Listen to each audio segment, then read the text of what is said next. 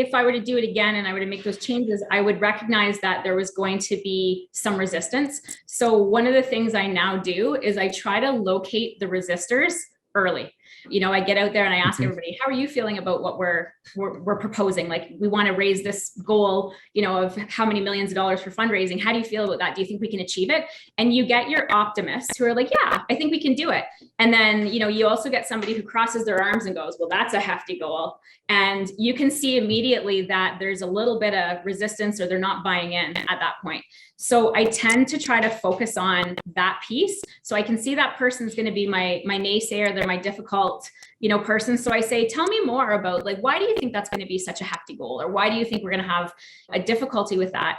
And they'll say, roll their eyes and say, well, we've always done it this way. People aren't going to want to change it. Or you're expecting me to do more for the exact same pay you're paying me.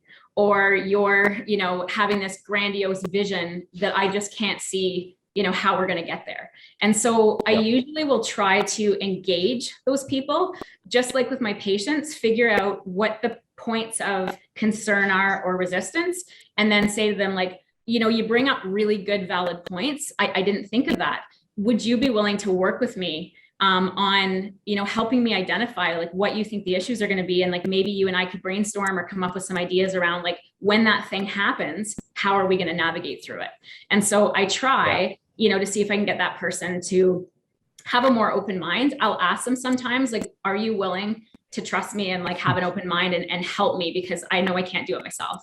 I need a team. And you're right. Like, you brought up some excellent points that, we should address before, we get into it. So